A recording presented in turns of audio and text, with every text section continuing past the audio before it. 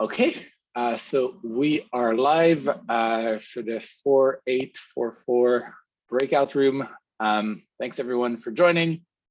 I guess my main goal today is just to have everyone here on the same page around what the status of the EIP is, like what are the different tracks that are in progress. The two big things are obviously like the implementations across the execution and consensus layer clients, as well as the work on the ceremony. And then I think what would also be useful to get out of this call is like figuring out what are the big open issues that we still need to fix for this EIP, as well as like the next steps in terms of development, and whether there's appetite by folks here to organize something in person at one of the next conferences. I guess to start, I know Mofi and my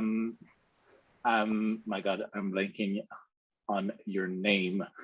Mofi and Michael, sorry, have been working on implementations across Geth and Prism. You guys maybe want to take a couple minutes to share what you've been working on and where things are at there?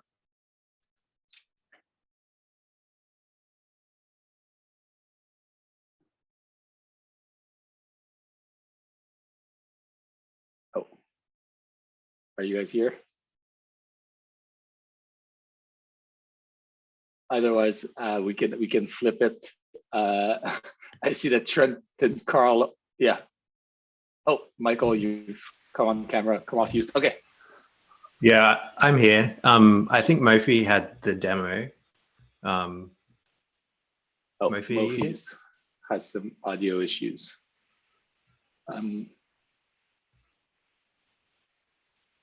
Okay, maybe we can just swap that and start with the ceremony, and Mofi can fix his audio in the meantime. I see Trent and Carl are here. Yeah, do either of you want to give a quick update on the ceremony? Yeah, I'll let Carl take it. Yeah, sure. Can you guys hear me all right? Yes, we can. Fantastic. Yeah, so I think since last most of you heard from me, I've implemented written up a spec for what the ceremony should look like, which sort of describes what we need from a cryptographic standpoint, and that's relatively simple. It was pretty cool to see at EIP-4844, it was like last weekend before,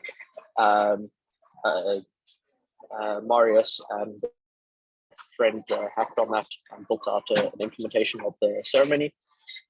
So we already have some powers lying around if people need some somewhat secure stuff for testing. So that's very exciting to see. In terms of the Shirley, not Trent, Shirley. In terms of like what are the next steps for the ceremony, we need to get it as the cryptography implemented in a sort of more auditable method. We will have at least two implementations of that, one in Rust and one in JavaScript, but both of them are sort of just light wrappers of a BLS library. The actual cryptography happening is relatively simple, and the way I've written the specifications are such that it's as easy as possible for others to implement themselves. So anyone can participate if they want, with their own implementation, that is. So sort of moving on from that, we obviously want as much time as possible to run the ceremony. The longer we can have it running, the more people who can get involved, and the better for overall narratives and security, that is. So my current thinking is to leave try get the ceremony up and running as quickly as possible, and then leave it running until the absolute last minute. So much like with TTD or something like that, where we throw that out just before we make a decision there. I'd like to do the same with the final powers and use an intermediate output for testing before that point. which functionally is the same for clients. You can't make optimizations relative to the powers, so it's just a config file you should import. So I think that's sort of the best approach there. So timelines in terms of when we stop running the ceremony are largely determined by when we need it for 4844, etc. Yeah, so I think that's pretty much the highlights of what we have. Got it. Thanks. And just, I guess, to clarify from what you said, it doesn't seem like there's any like fundamental like research question or anything. Obviously, it all needs to be implemented and audited, but there's no kind of major blocker on that side. Is that right? Yeah, absolutely. No major blockers there. Awesome. It's mostly just standardizing and agreeing on things at this point. But if you need outputs for testing, whatever, we already have those for you. We can give those to you. We have this sort of test ceremony running already, so that's Nice. that's pretty good. Nice. Thanks for the update. Anyone have questions or comments on that?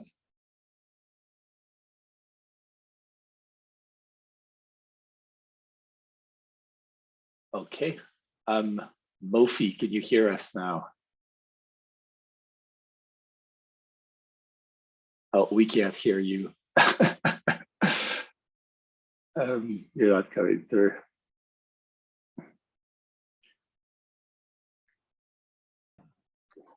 Still nothing.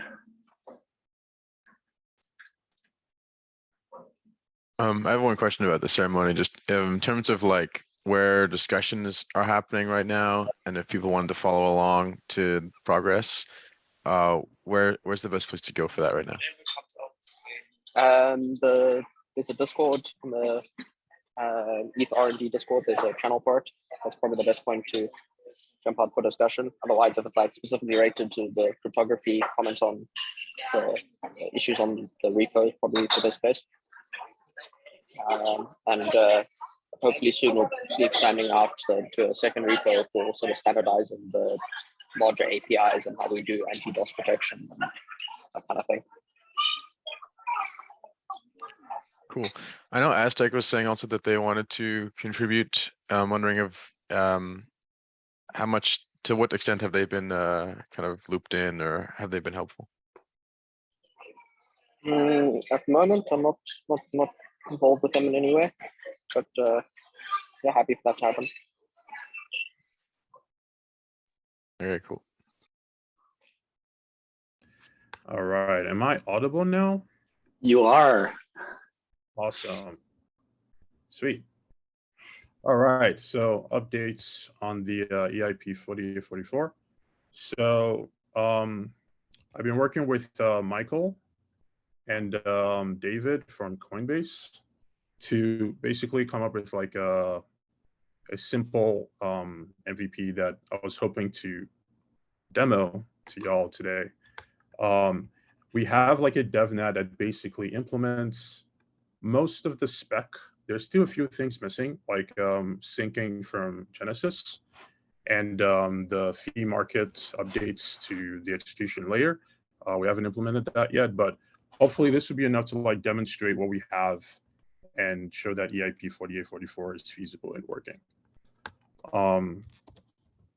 If anyone wants to follow along, I'll be posting in the chat a link to our current setup for EIP-48.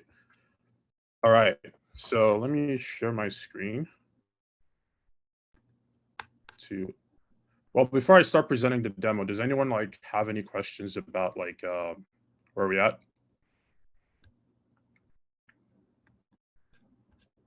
Okay, I'll take that as a no. All right, let me share my screen.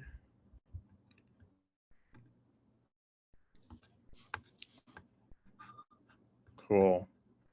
Can everyone see this? No. Technical difficulties all day today. All right. Yeah. The systems preferences thing in the OS X. Oh, right.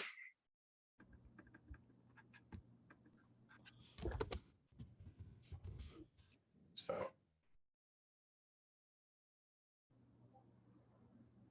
all right, so I have to restart the browser just for a bit, and I'll be right back. Cool.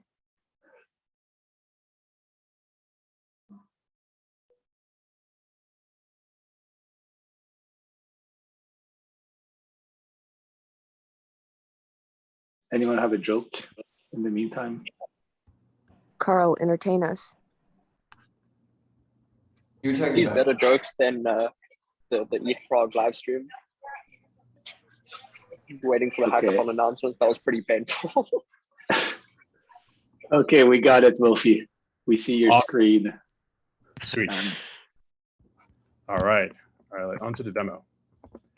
So what I have here is the repo running on a node in the cloud that implements EIP-4844 on Prism and Geth. Those are the two clients we're using to demonstrate the demo. So the setup here kind of like looks like there's a beacon node, and then there's like another beacon node that sort of like follows that beacon node. All it's doing is gossiping blocks and sidecars, just to like illustrate that, you know, the gossiping aspect works. And we have like an execution client that the beacon nodes connect to I guess like propose blocks and update fork choice. So there's also a validated node running that's making these proposals. And as you see, when you create like a blob transaction, that includes it into a block, and you can download the sidecar associated with that transaction, even remotely. All right, so first let me run the DevNet.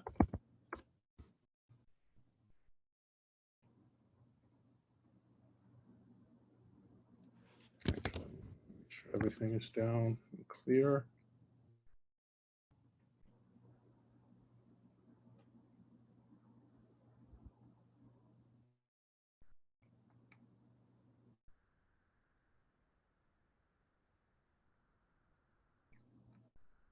Give it a sec. All right.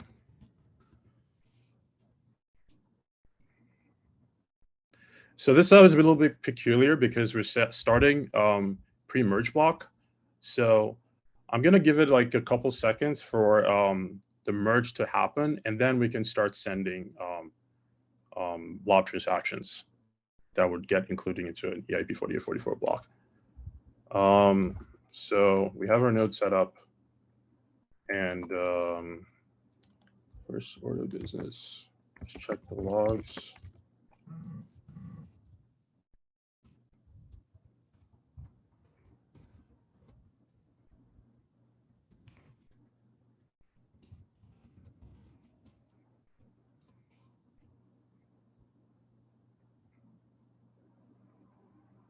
Usually the merge transition happens at like slot 9, so we can like just monitor for that.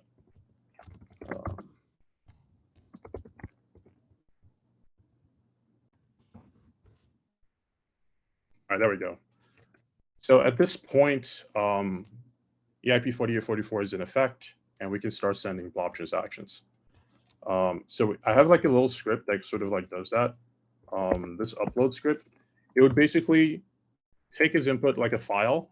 In our case, it's like a JPEG of like the Ethereum logo, and it will craft like a blob transaction and send that to Geth. And a couple seconds later, the beacon node would like craft a block via Geth that includes that transaction, and then we'll be able to like observe that transaction in the network. So let me start with that. Okay, so now the transaction has been submitted, and in a couple while we should be able to observe our blobs that we just uploaded.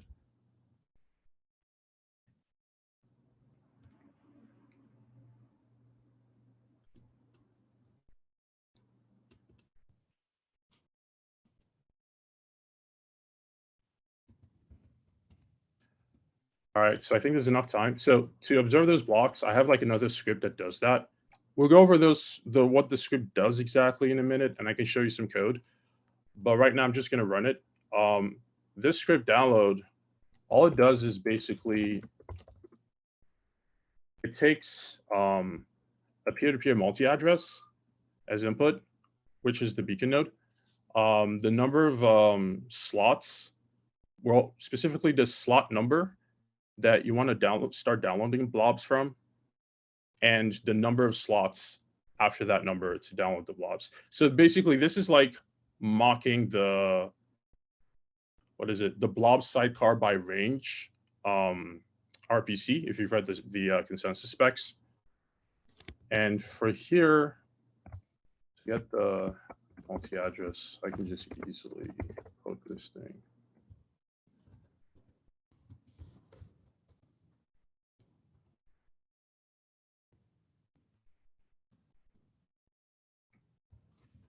Let me just look at the logs for that. Give me 1 sec.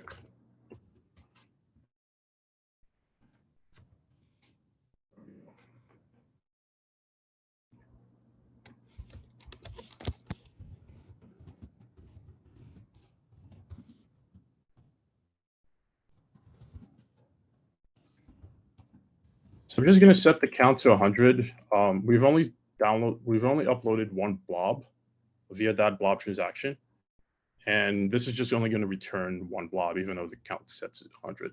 This is just so that I don't miss any slots, as you know, the validated nodes are proposing new blocks. So we start from slot 5, and let's write this to a file. Let's call it blob data. Okay, so now we have the blob file, and remember that we just uploaded the eth.png image earlier. We can verify that the blob file that we just downloaded matches the image that we uploaded. So that's pretty much how you would submit a blob transaction and retrieve the sidecar that got included into a beacon block, or at least that sidecar into a beacon block. So next, let me just quickly go over like the script that we're using for the upload. I don't have that installed in this computer. Let me try here.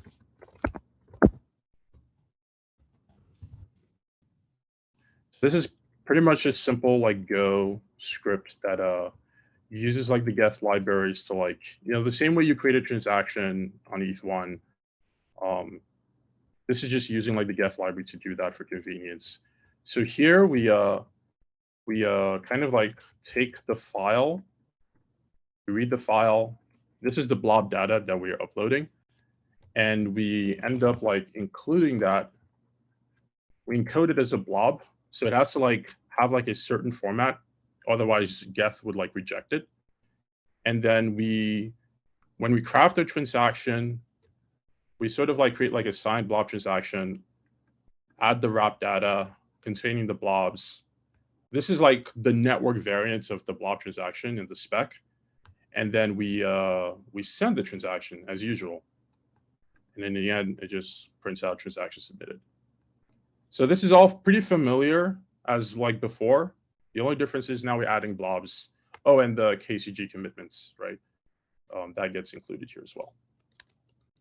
And this also works even if you use like the public JSON RPC API, where you can just set like the blob data. And in that case, you don't need to compute any KCG commitments. Geth would do that for you and just add it to the transaction pool. The download script. This script is kind of like a bit peculiar because there isn't like an easy way to like observe blob sidecars in the beacon chain. So what this does is it acts as like a beacon node. It connects to another beacon node and the peer-to-peer network. It's just using libpeer-to-peer to connect to it, and it interacts with the beacon node via RPCs that are spec'd out. to download the blob sidecars. So kind of like what's going on here, we create like a blob sidecars range request. And we send that request to our beacon node. And hopefully it would just send back all the sidecars that we just got. And all this does is like print it out to standard output. So that's almost all of it. The last thing I kind of like want to highlight is the precompile, right? I have like another handy test to kind of like demo that out. Point evaluation.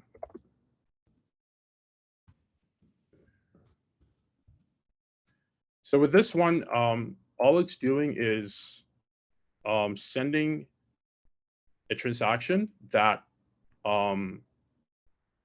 uses that basically uses the new opcode for the point evaluation precompile. And just for this test, I have like a canned precompile input data that's invalid and another one that's valid, just to show that the precompile works, and Geth can like figure out which is valid and which is invalid. So let me go over those scripts just a little bit first. This is the one. So basically here we're connecting to the execution node. We deploy a contract that contains code that hits the precompile. And we deploy it, and then we basically make sure that, and in the contracts constructor, it will use either the valid point evaluation input or the invalid one. And then Geth will like, you know, as it touches the opcode, Geth will basically either revert or not revert if the input checks out. And let me quickly go over the contract as well. So here, this is basically just assembly, because Facility doesn't support EIP-4844, obviously.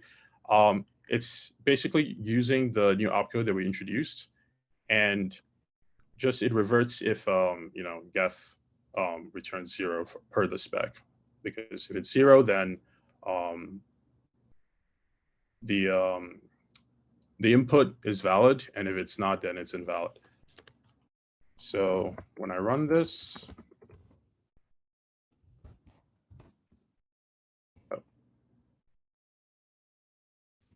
node, run it here.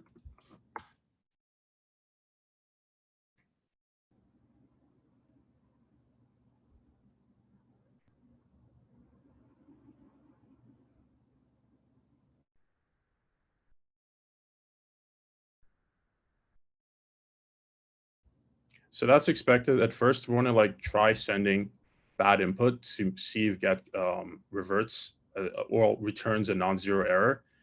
And then if that happens, then the contract reverts.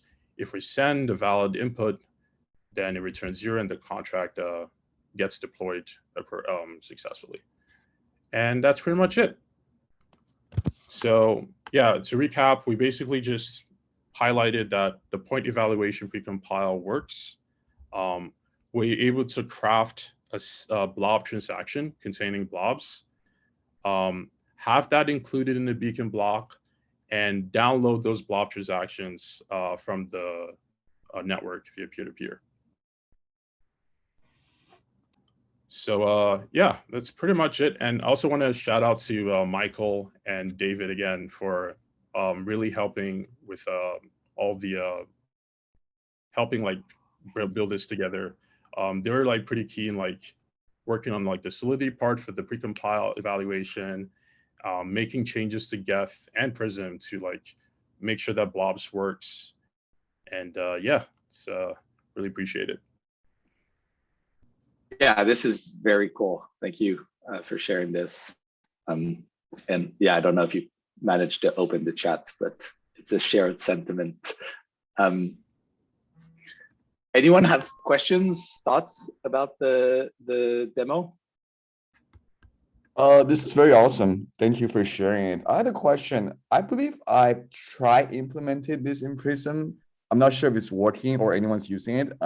Does it validate the KZG commitment right now? I'm sorry, who's talking?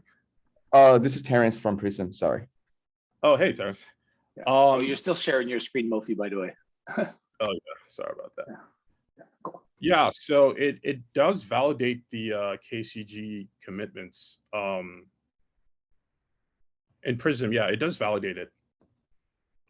Okay, awesome. Thank you. Yep. So one thing I want to like point out, the KCG, the KCGs themselves, at least when you like get the KCGs and you like try to compute a proof, and use the point evaluation precompile with the commitment and the proof, it doesn't quite work yet, but the commitments work fine. The current implementation with Prism. Yeah. Got it. I guess I have a follow-up question. Like, what is the next step for this in terms of client implementation? Yeah, the next steps is to pretty much complete the implementation. A couple of things that are missing. Like I mentioned, the proofs are not quite working when you generate them. That needs to be fixed. It might be an issue with the KCG format. I'm not sure. Another thing that needs to be implemented is syncing from like the initial sync in the Prism client. I haven't added that yet. So for the demo that I just highlighted, the way it syncs is basically whenever the beacon node like gets a block and a sidecar, it would like immediately just gossip that to broadcast that to the network, and the other peers can like download the blobs directly. So if your node starts much later, it would have to like sync from Genesis, and the stat syncing wouldn't work because it hasn't been implemented yet for blobs. Got it. That makes sense. Thank you. Yeah.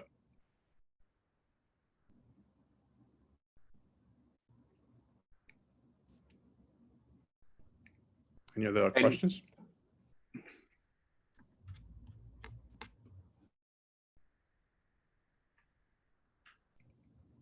I think someone was trying to say something. What was that? Yeah, I was gonna say I have some if no one else has, but just want to make sure.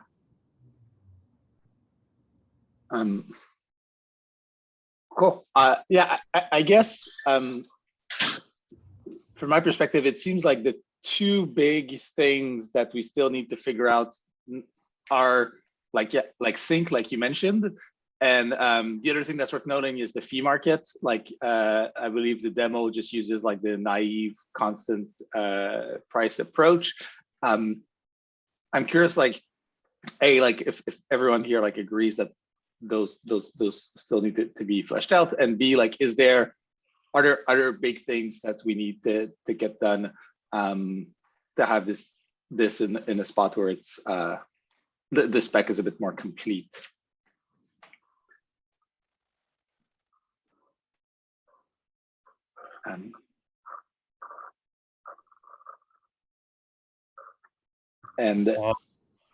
Yeah, just to make, I think like we should have like at least for the spec with regards to like syncing, there should be a little bit more detail on like how that would work, because, and not just syncing, but also like even just for the regular gossip. Because one thing that I kind of noticed that is that when you like when you build a beacon block and broadcast that, and you like also broadcast the blob sidecars so that people can include that, other peers can include that. One issue is that it is possible that there's like a race condition where the validating a sidecar occurs before the beacon block is received and applied onto a beacon node.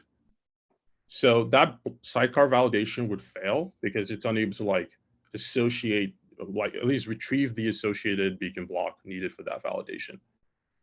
So I think some more work needs to be done to like flesh out a little bit, how that's supposed to happen. Also, like to consider like, do you want to like flood the network or repeatedly broadcast these sidecar blobs whenever that happens, or as a solution to that? Yeah. Right. So I wonder if it's almost like something like optimistic sync post merge, where like having some spec that's kind of shared across clients would be helpful. I don't know, Proto, Terrence, do you have any thoughts on that? And I'm picking on the two of you because I know you were involved in like the merged specs. Right. I think my naive understanding is that we're basically treating this like an optimistic object. So which is quite easy to implement from the client perspective, because we kind of have this concept of an optimistic block, and we can further extend this for this use case. And yeah, do you think then it would make sense to just perhaps have a PR to this, to the optimistic sync spec, which extends this, and then we can get some feedback from the different client teams on it? Yeah. And obviously can prototype it and make sure that like it, it works. Yep, I do. Okay. Yeah. Got it. I guess another question I forgot to ask is that does it like prune the DB for sidecar after, I guess, 1 month? That's the current time frame. The current implementation does not do that. Yeah, I guess that's another thing that would have to be added at some point. Right, like how do we delete blobs? Yeah, I think it's in the spec, it's like a month or two. But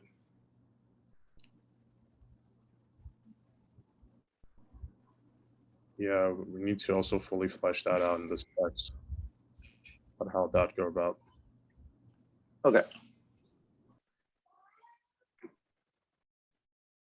So yeah, Terrence, from like your side, basically fleshing out the sync, fleshing out the blob deletion, are like the two big things you see as as missing. Is that right?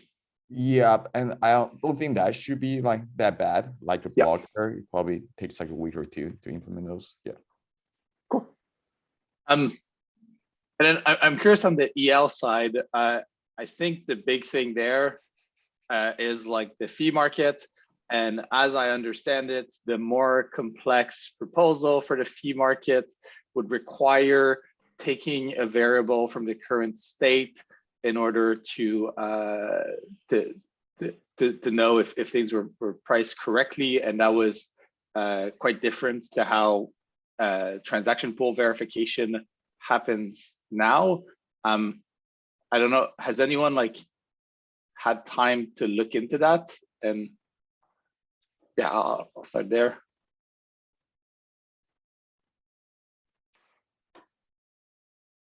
Okay, if not, I'm curious. Yeah, Marius, I'm gonna pick on you because you're on the guest team. Yeah, like what would you want to have from the state? let me just pull up the EIP. Anyone feel free to jump in, but oh, okay, so this is the simplified. Okay, so if you click the link that Michael just posted in the chat and you scroll down like 2 lines, so basically, I guess it introduces a new variable in the state, and then needs to use that to calculate the gas price for the blobs.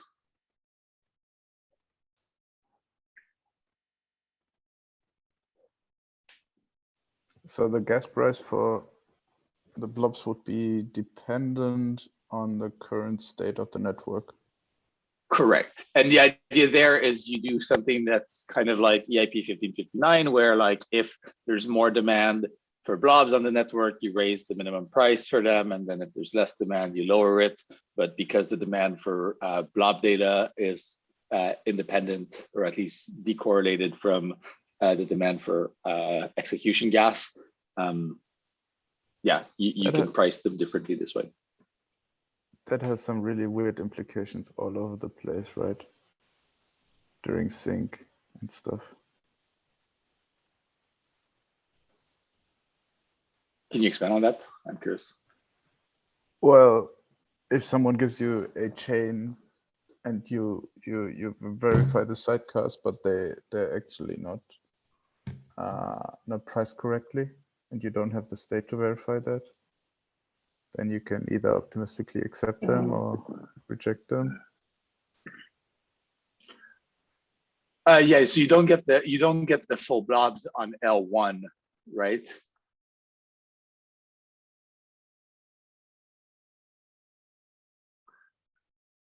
Yeah, I see Proto and Scar, you have some comments in the chat. You want to chime in?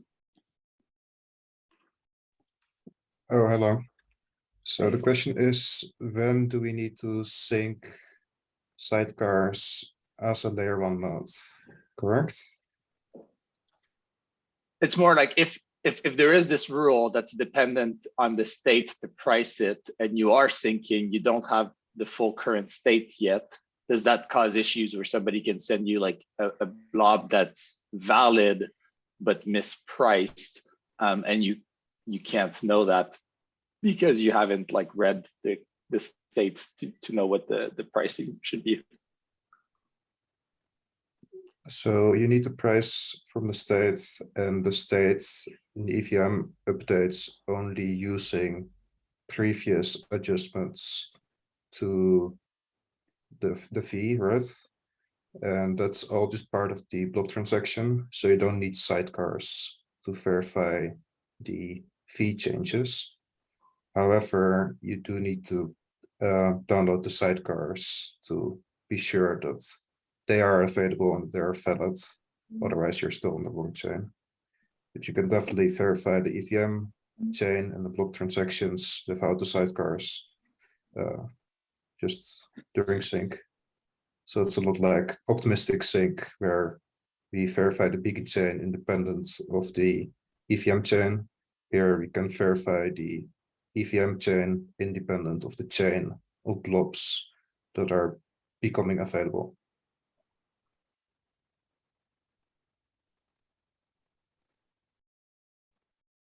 Oh, and then Marius, what do you mean by who decides how to update the gas pricing?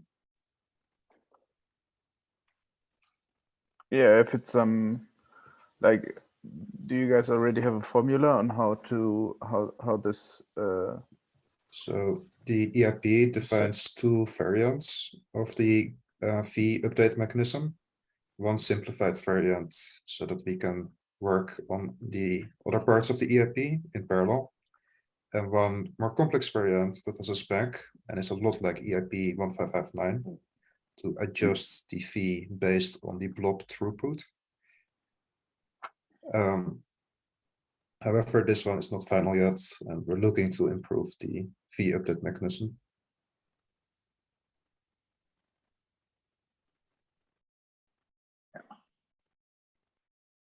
I guess I'm curious. Oh, sorry, go ahead, Angskar. Yeah. No, I literally just wanted to say that this is also like one area where I'm just about to start kind of looking into a bit more again. So if anyone else is also working on specifically on the pricing mechanism, please feel free to reach out.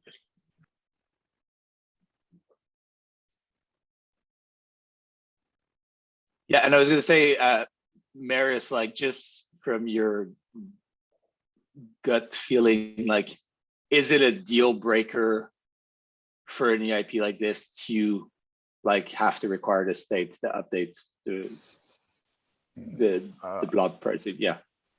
I don't see it as I really don't like it, because I think it mixes a lot of different concepts and makes the transaction pool very stateful, which it wasn't before. And so things like, I don't know, Aragon will probably protest very heavily about that, because they cannot just run the transaction pool as its own module anymore. So, Marius, the only reason the fee data is part of the state is because we're trying to minimize the changes to the block header or to the other parts that are more readily available than state.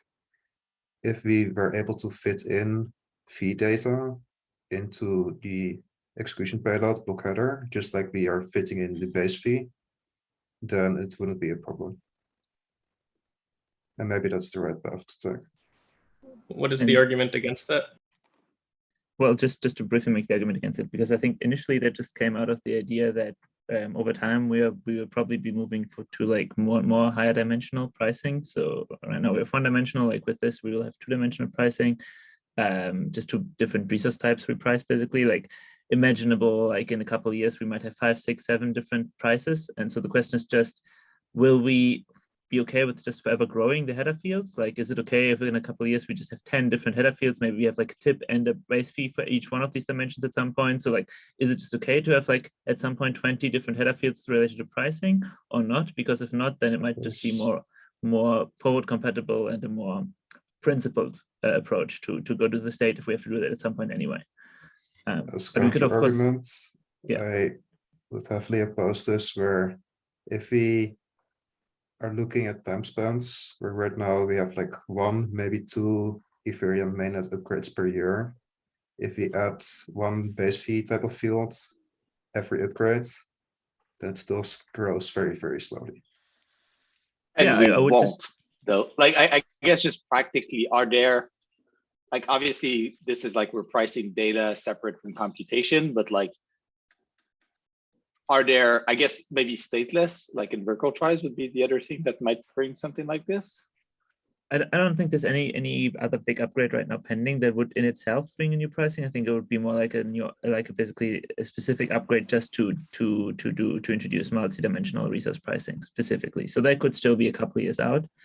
I really think it's more about, are we in general okay with expanding the header a little bit? If the answer is yes, then it might just be the easier path here. I think the intention, and I think initially Vitalik kind of came up with doing it with the state and with the storage instead. And again, this was just because the idea was over time we'll have just more and more of these cases. It wouldn't even have to be pricing, just in general, more and more of these configuration related values that over time we might want to move to like a system contract approach anyway, and so this might just be a good starting point for this. But if people in general feel uneasy about the whole system contract idea, then it might be better to just sidestep this for now. It feels like Question if about the this. So consensus, how does this make, I mean, I understand there can be objections to this, but how does it make a difference to the transaction pool logic? Like in both cases, you have one variable that determines what transactions are acceptable. And the only difference is where that variable is stored in a way. So like, I don't see what the big difference is there. Data locality is a big engineering thing where the transaction pool can be much more encapsulated and independent of the state management. Yeah, but yeah, sure. But I mean, like you have it in both cases. Like, why does it becoming a block field make it more independent than it becoming a state field? doesn't the transaction pool already need access to state in order to identify balances to know if the signer can actually pay for the transaction? It can check the balances independent of the just sanity checks of the transaction validity. The idea here is that the checking if the base fee is accurate and like filtering spam should not be an operation that needs to access external state. But I mean, that our is spam a method, weak argument, because for spam filtering, you also need to check the sender balance. yeah, like- exactly. Like that's our number one way we protect against spam is sender balance. Yeah, arguably more important than base fee. So I Yeah. don't see how this But I guess impacts. I'd be curious to hear in practice, like in Geth, how it works. I agree in theory, that makes sense, but it's like, if it's all separate in the Geth implementation, and even more so in something like Aragon. I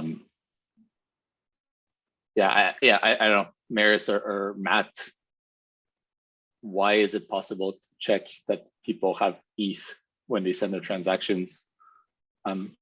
And how is that different from like checking if the fee is greater than the base fee? I'm not really sure like what the numbers would be, but these are in different parts of the try. Like the balance for an account is going to be in the like upper level of the try. And if we have storage for a system contract, that is going to be on the second level of the storage try. So these are places where this could be different. Like we don't have that assumption right now that you're accessing contract storage within the transaction pool. And so adding that assumption, you know, there just could be downstream things that we weren't anticipating, or we need to rethink.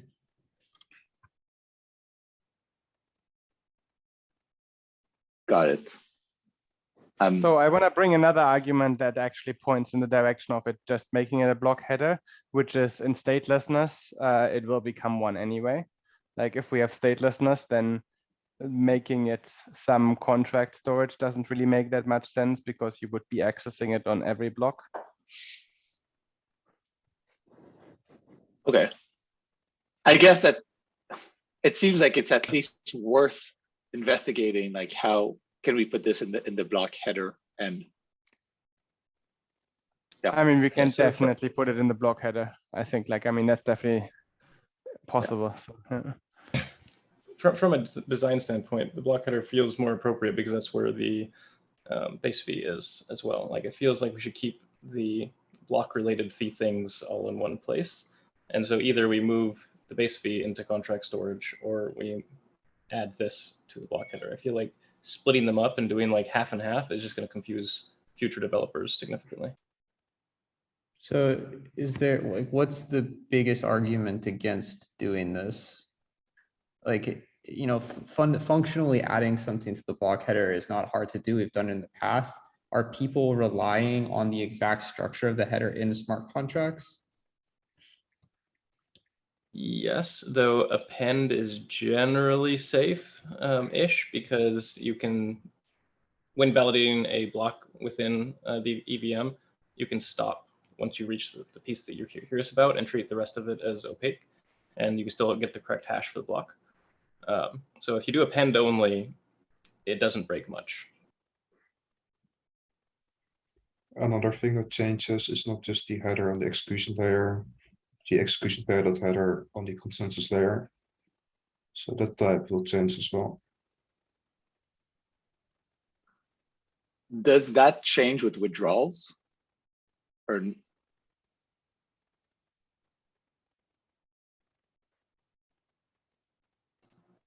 I believe withdrawals, the tentative plan for withdrawals is to handle them through just right, there's system system operation. Yeah, so it wouldn't special transaction. Yeah, okay, yeah. So it wouldn't change that. Okay. Okay, Nethermind says +1 for the header. I think Vitalik has been a person who's been a proponent of using system contracts. I don't know if he has a strong feeling either way. He's on the call. I don't think he is anymore. Okay, I don't see him. Unless I don't see him. Yeah. Okay. It feels like, yeah, it's definitely worth considering like the spec to have, you know, there's already 2 proposals there, to have at least one which uses the header.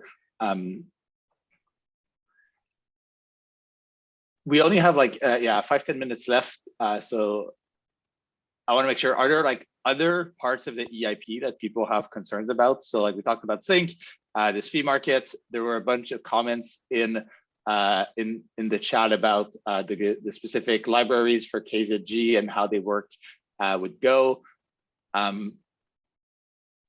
So Tim, perhaps one thing I would like to point out about the library, KZG library thing, is that it hasn't been decided which library should be used for the KZG stuff in all the clients. However, we recently started discussion with the supranational team that have been writing a blast, and we gave them a list of like methods and functions and types we need them to expose to make 4844 possible.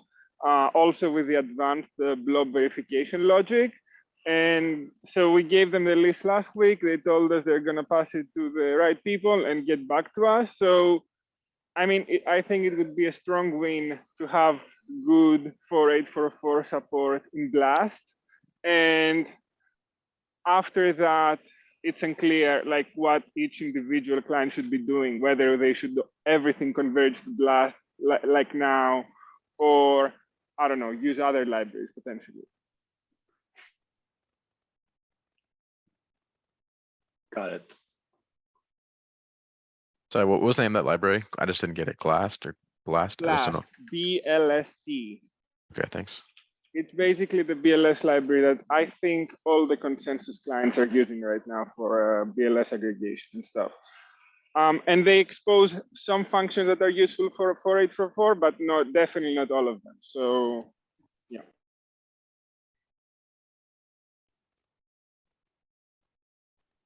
One note about the libraries also is that the current prototype uses a library, like the original library that Gav at one point forked and copied into their code base for the support of the BOS precompiles.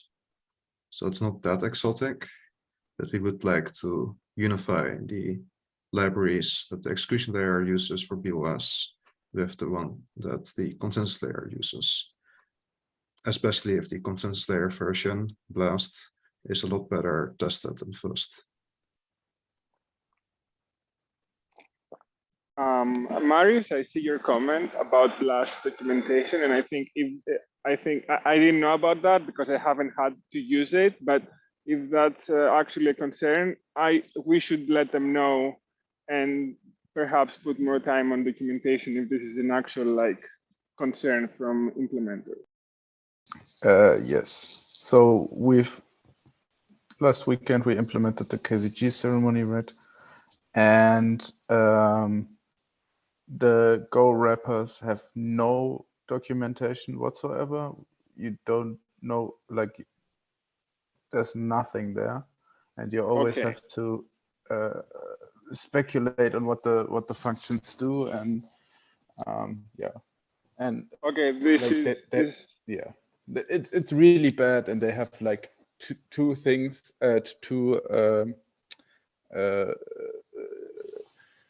two examples for signing and verifying, but if you use like some more advanced stuff, then there's no examples, there's nothing there. So okay, this is definitely good feedback. I will let them know. For Go KCG, the Go library that generates proofs, I previously tried to support Blast. It has an option to switch between different BOS libraries and extended the Blast bindings to do so.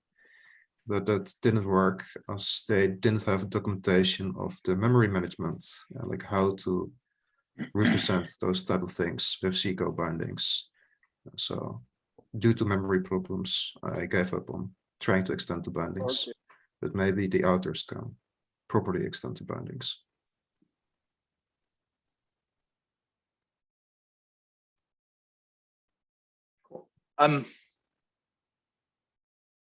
Any other big just like concerns or thoughts people have about the EIP?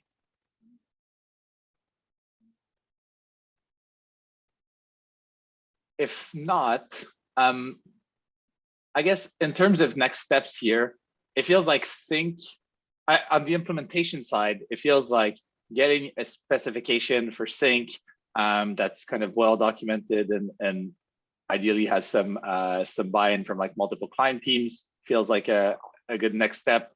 On the EIP itself, basically making sure that we have this proposal for the pricing of the blobs that's using the header rather than the state seems like a right next step.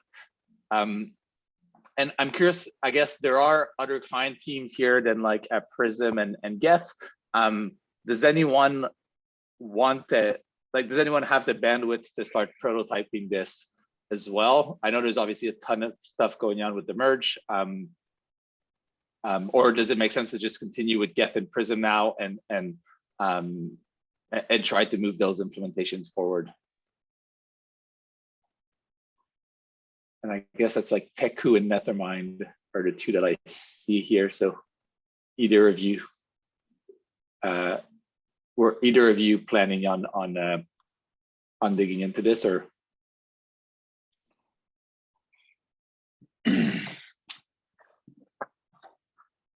Sorry, what was the question? I kind of phased out. Yeah, no worries. Basically, now we just have a Geth and Prism prototype. Is it worth starting to like involve other client teams, or are you all just too busy with the merge now, which is also fine, and we can continue working on just Geth and Prism, the prototype stuff? So generally, yes, but I think we don't have the manpower right now at this moment. In a month or two, we should be better on that matter, but not yet. Yeah, that makes sense. Ben? Yeah, Teku's probably in a similar place. Okay. Couple of months, and then we'll dig in. Yeah, okay, yeah, I think that makes a lot of sense. So it means we can keep obviously like ironing out these details on the spec, making sure that they actually work in clients. Oh, Ben, are you on a client team or just unmuted? We'll go with unmuted. Yeah, we can keep working with Geth and Prism, and share some updates. And then the last thing, with just a minute to go, there's ETCC in like a month, and there's ETH Berlin later this summer. Did anyone want to do like a face-to-face like workshop about this at either of those conferences?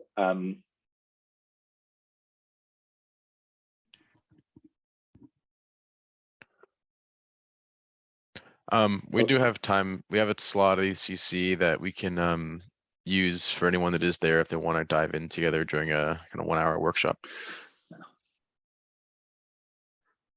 Okay, it seems like there's more people at least saying like they'll be in Berlin. So like for sure, oh, there will be people at ECC. Okay, so maybe we could just coordinate both those things offline. I suspect that, you know, if there's some folks at ECC and some at Berlin, it's probably worthwhile to organize at least something for a couple hours at both places. I did not know that East Palo Alto was a thing. I don't know if you're trolling that. Cool. One thing I'll just say really quickly is there is this notes doc. I'll just paste it one more time. If anyone wants to just kind of do a quick read through and just double check it was accurate, has like attendees, call outs, next steps, concerns. I tried to document as best I could. Yeah. And otherwise, yeah, thanks so much, Tim, and everyone else that's here. I know it's been said in the chat, like there's a bunch of people here from like the Ethereum Foundation, from Optimism, Coinbase, Arbitrum, Geth, Prism, Consensus, Nethermind. Like, thanks everyone for taking time to talk about this. And if your name, if you're from a company that wasn't in that list that Liam just shared, please add the name of the company or the organization or the software project you're at in the notes doc so we can keep track. We're trying to make sure we can kind of bring everyone in to ensure everyone's on the same page. Cool. Yeah, thanks everyone for showing up. Didn't expect this many people. So and I guess once we've made some progress on the spec, on the implementations, we can schedule another one of these for whenever it makes sense, probably at least a month from now, just because there's all these other calls for the merge. But yeah, once we've like moved the needle, we can have another call. Sweet. Thanks everyone. Thank you. Thanks everyone. Thanks Thank you. everybody. Thanks. Careful. Thank you. Bye. Thanks, everybody.